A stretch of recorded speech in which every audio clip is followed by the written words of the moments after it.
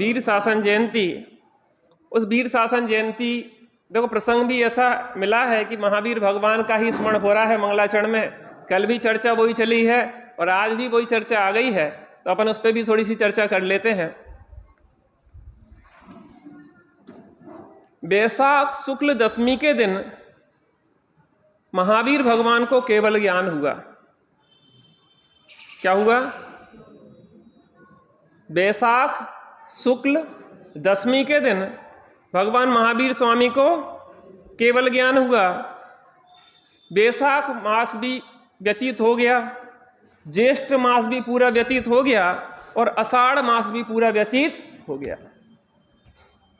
बाहर में तो पानी बरसता रहा, लेकिन यहाँ अमृत नहीं बरसा। द्वादश सभाएं लगी हुई थी, चतुर्निकाय के देव बैठे हुए थे, त्रियंच बैठे हुए थे, मनुष्य बैठे हुए थे, हाथ जोड़ के इंतजार कर रहे थे कि अब बरसेगा, अब बरसेगा अमृत। लेकिन 1-2 दिन नहीं, 66 दिन बीत गए। आप वहां उस समय के लोगों का धैर्य देखिए। एक दिन यहां पे आप आए, स्वाध्याय ना होए,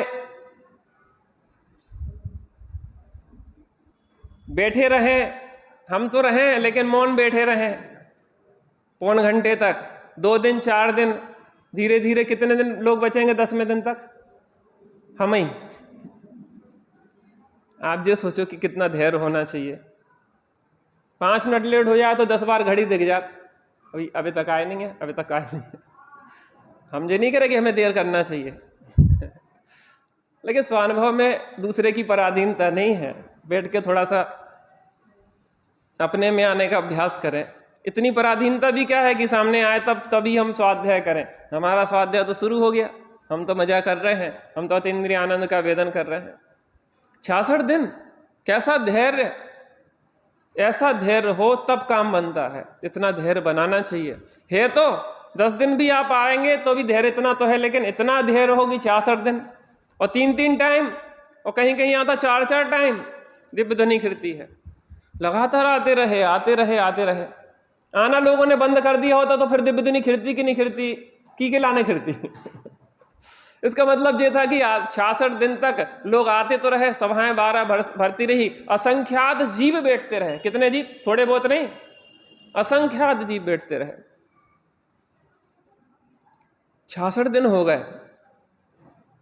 गौतम गणधर इंद्र को, सौधर्म इंद्र को विकल्प आया, अरे 66 दिन हो गए अभी तक दिव्य ध्वनि खिरी नहीं, क्या कारण है? मैं जो पूछना चाहता हूं सौधर्म इंद्र जी, आप ये बताइए, इसके पहले क्यों नहीं आपको विकल्प आया? आप अवधि ज्ञान के धारी हैं और आपको पहले ही दिन विचार करना चाहिए था। तीर्थंकर परमात्मा है, नियोग है ऐसा कि दिव्य ध्वनि खिड़ती ही खिड़ती है।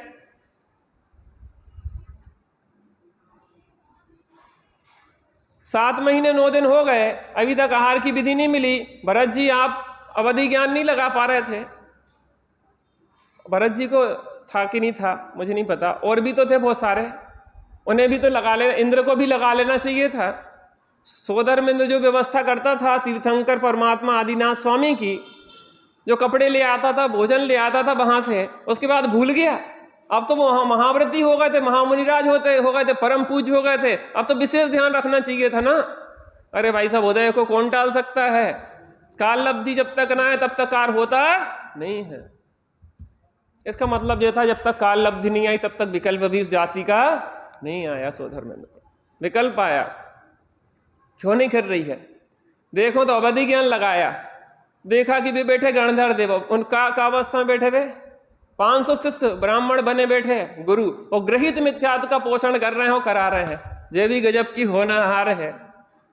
थोड़ी देर पहले ग्रहित मिथ्या दृष्टि और थोड़ी देर बाद 4 गान का धारी गणधर, इसी को प्राग भाव कहते हैं। इसका मतलब यह है कि किसी व्यक्ति को वर्तमान पर्याय मात्र से नहीं देखना, क्योंकि एक समय में पर्याय बदलने वाली है। आज का मारीची कल महावीर होने वाला है, आज का सिंह कल का महावीर होने वाला है, आज का अंजन कल निरंजन होने वाला है। और हमारे जैसे भगवान आत्माएं बैठी हैं, किसका जीवन किसकी परिणति कब बदल जाए कुछ कहा जा सकता नहीं है। हमें कैसा व्यवहार करना चाहिए, कैसा व्यवहार करना चाहिए एक दूसरे के साथ। वो था ना पुरु और वो उसका पूछा था कि तुम्हारे साथ कैसा व्यवहार करें। एक राजा जैसा दूसरे राजा के साथ व्यवहार करता है, एक केंचुआ जा रहा कैसा व्यवहार करें उसके साथ हम, जैसा एक भगवान आत्मा दूसरे भगवान आत्मा से करता है। अरे वो भी जीव है, अपने को भूल के भटक रहा है, प्रेम से एक तरफ रख दो बेचारे को, तकलीफ नहीं हो। पहुंचे कैसे लाया जाए, युक्ति लगाई। इसका मतलब यह है कि आगम का सेवन, युक्ति का अवलंबन। युक्ति अपनी बुद्धि भी चाहिए निर्णय करने में, अकेले आगम से काम नहीं चलता। निर्णय तो खुद का होना चाहिए, उधारी का निर्णय काम नहीं करता। पहुंचे, युक्ति लगाई। कैसे? तो ब्राह्मण का वेश धारण करके और पहुंच गए उनके पास। मैं आपसे एक प्रश्न करना चाहता हूं, मेरे गुरु हैं वो मौन है, वो कुछ बोल नहीं रहे हैं, और आप, मुझे पता पड़ा है कि बहुत विद्वान है, और आप मुझे कृपया बताएं। एक श्लोक है और वह श्लोक उनने पूछा, त्रैकाल्यम द्रव्य षट्कम नवपद सहितम जीव षट्काय लेस्या पंचान्ये चास्तिकाया व्रत समति गति ज्ञान चारित्र भेदा इत्येतन मोक्ष मूलम त्रिभुवन महितम प्रोक्त मरहद भिरीसई प्रत्येति श्रद्धाति किस प्रसति चा मतिमान यह सवे शुद्ध दृष्टि। श्लोक सुन लिया, उसका शब्दार्थ भी समझ में आ गया। त्रैकाल्यम द्रव्य षट्कम नवपद सहितम जीव षट्काय लेस्या। त्रैकाल्यम 3 काल होते हैं, 6 द्रव्य होते हैं, जीव षट्काय प्रकार 6 काय के जीव होते हैं, 6 लेस्या होते हैं। जो शब्द का अर्थ तो समझ में आया, लेकिन भाव समझ में नहीं आया। चले हम बता तो देंगे, लेकिन अब इसका विशेष पूछेंगे तो हम कहाँ बताएंगे, हमने जो पढ़ी नहीं है। तो अहंकारी व्यक्ति एकदम से अपनी अज्ञानता प्रकट नहीं करता, तो कहने लगे, अरे कैसा गुरु है, शिष्य बना लेता है और चुप हो जाता है, कम से कम गाइड तो करना चाहिए।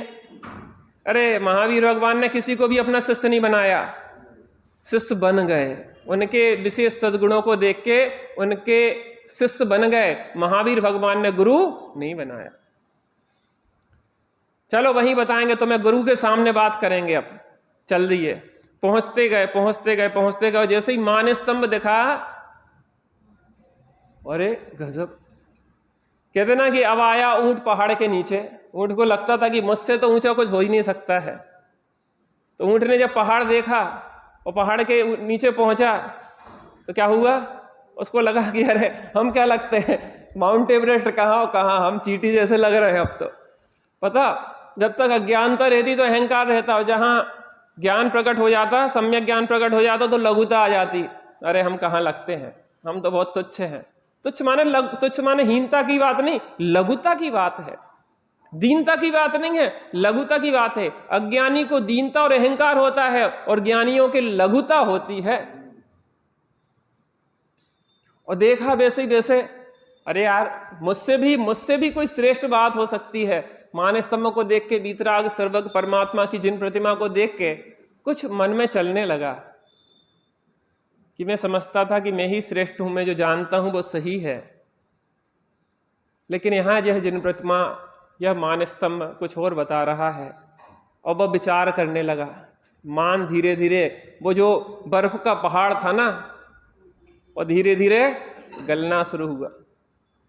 सुनी देशना प्रभु तुम्हारी, क्रमबद्ध हो गई मति हमारी। होना है जो वह निश्चित ही होगा, कर्तृत्व हिमगिरी पिघल रही है। कर्तृत्व का जो हिमालय का पहाड़ प्रत्येक अज्ञानी का खड़ा हुआ है, जब तक वह सच्चे स्वरूप को न समझे तत्व के, तब तक उसकी हिमगिरी पिघलने वाली नहीं है। और ये कर्तृत्व की हिमगिरी हमें दबाए हुए है। इसके बोझ तले जैसे रावण पर्वत के नीचे दब गया और रोने लगा था, उसका नाम दशानन था। रावण तो तब हुआ जब वह मुनिराज ने अंगूठा का थोड़ा दबाव दिया और वो दबने लगा तो रोने लगा, चिल्ला चिल्ला के रोने लगा। तो उसका रुदन करने से उसका नाम पड़ गया था रावण, रोने वाला। क्या पड़ गया था नाम? रोने वाला। तो जब पता पड़ता है कि हमसे भी कुछ श्रेष्ठ है, तब पता पड़ता है कि हम कुछ नहीं है। पहले जीरो पे खड़े हो जाओ तब कुछ काम होए। गुदी हुई स्लेट लेके जीवन में परिवर्तन आता नहीं है। पहले स्लेट साफ करो और फिर कुछ लिखने का यत्न करो। अब वहां पे पहुंचे, अब पात्रता शुरू हुई। आप समझे ना, पात्रता शुरू हुई। मान गला, अब कुछ लिखा जा सकता, कुछ पुरानी लिखावट मिटी। और जैसे जैसे समोषण में बढ़ते गए, वहां की विभूति देख के हतप्रद रह गए। ऐसी विभूति कौन इनके गुरु है जिसकी बाह्य विभूति इतनी श्रेष्ठ है, तो अंतरंग विभूति कैसी होगी? जिसकी चर्चा इतनी सुंदर, वो कितना सुंदर। बाह्य विभूति इतनी सुंदर है, तीन लोक में ऐसी विभूति कहीं नहीं होती जैसी समोषण में है। पता, जो सोधर में इंद्र की आज्ञा से कुबेर जिस समोषण की रचना करता है, वो हाथ जोड़ के तीर्थंकर परमात्मा से कहता है कि मुझे नहीं लगता कि मैंने इस रचना को किया है, ये तो आपके प्रताप से ही यह रचना उतरी है। मुझ में क्षमता नहीं है, बिना तीर्थंकर के कुबेर ऐसी रचना करके दिखा दे। हम करने वाले नहीं हैं प्रभु, ये तो आपका ही प्रताप है, आपका ही पुण्य है, मैं क्या कर सकता हूं।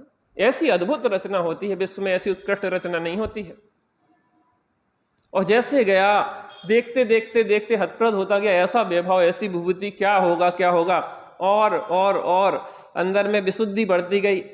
वहां पे द्वादश सभाओं में असंख्यात जीव देखे, देव जिनकी सेवा कर रहे हैं। 64 चमरों को जो देव इंद्र ढोल रहे हैं, पुष्प वृष्टि कर रहे हैं, जय जय नाथ परम गुरु। और देख के क्या हुआ? हतप्रद, रोमांच हो गया। अरे अद्भुत है, बाह्य विभूति ही अद्भुत है तो अंतर विभूति कैसी होगी। और वहां पे पहुंचे, कमल के ऊपर सिंहासन, सिंहासन पर भी 4 अंगुल अधर अशोक वृक्ष, जो सर्व जगत के जीवों का शोक हरने वाला है, और जिनके ऊपर 3 छत्र, 64 चमर। आप देखो, आप जो सोचो कि वहां पहुंच गए हैं, ऐसी फीलिंग महसूस करो ना। बिल्कुल वही, कैसा वैभव होता है तीर्थंकर परमात्मा का। जिनके चरणों के सेवन करने वाले सोधर्म इंद्र जैसे व्यवस्थापक बैठे हुए हैं। हमें मंदिर में स्वाध्याय की व्यवस्था करना है, मंदिर की व्यवस्था कर रहे हैं तो हमारा सौभाग्य है, हम सोधर्म इंद्र जैसा कार्य कर रहे हैं। सौभाग्य होना चाहिए। प्रभात भैया आए और पूरी सेटिंग मिला ली, सब खोल खाल के जो भी सेटिंग करना थी, आए और स्वाध्याय शुरू हो गया। पता कितना पुण्यवान थे आप, सोधर्म इंद्र जैसा पुण्यवान थे। भविष्य में सोधर्म इंद्र व्यवस्था में अपन को ऐसा सौभाग्य मिलेगा। माने ये बहुत सर्वश्रेष्ठ काम है इस जगत का। जनवाणी के स्वाध्याय, पूजन आदि में व्यवस्था में सहयोग करना। जो लोग पहले से आते हैं, द्रव्य व्यवस्था करते हैं, पता इतना श्रेष्ठ पुण्य अर्जित करते हैं, कितनी भाव विशुद्धि होती है। धन्य भाग्य है। वहां पहुंचा, देखा, अभी तो बाहर, और जैसे ही भगवान का रूप देखा तो निहाल हो गया। धन्य है। अरे अगर जगत में कोई रूप देखने लायक है तो वो जिन रूप है। इस जगत में सबसे श्रेष्ठ कोई मुद्रा है वो तो जिन मुद्रा है, इसके अलावा कोई मुद्रा ही नहीं है।